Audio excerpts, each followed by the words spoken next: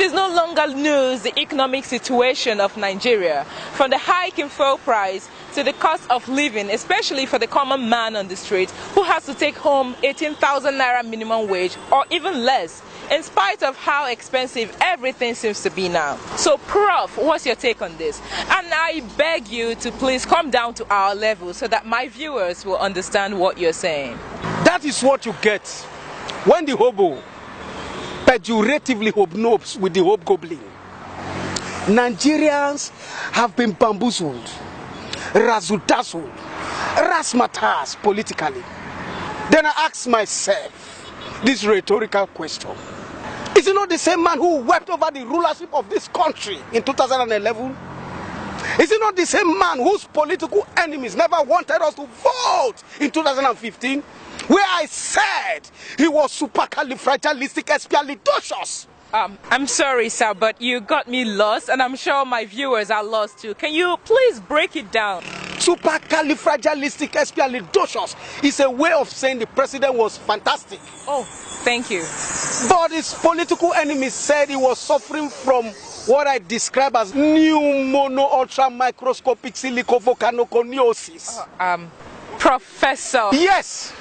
It's a word that is supposed to be called silicosis, meaning a lung disease. But in search for the longest word in the dictionary, they pep it up to become a 45-letter word, which is pneumono-ultra-microscopic silicovolcanoconiosis. Thank you. Yes. That is what they said he was being attacked of. But we insisted. We voted him. He got victory. Today, what we get in return, what we get in appreciation, is the colossal, gargantuan, humongous and endemic fuel price, high cost of living. What an opprobrium, what an odium, what an ignominious memento. That even at the barbituration of the so much acclimatized rebarbative subsidy orchestrated by the anomalous cabal, how did they arrive at 145 naira per liter? How much was this subsidy per liter? Look at it.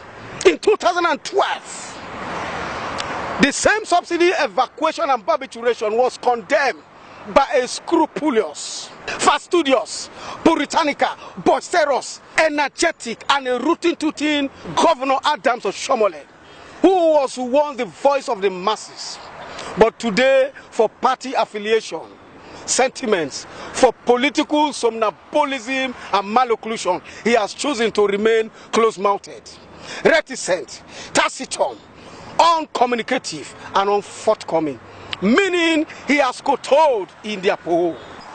This is sardonic, opprobrious, malevolent, contumelious, erroneous, lugubrious, and exasperating.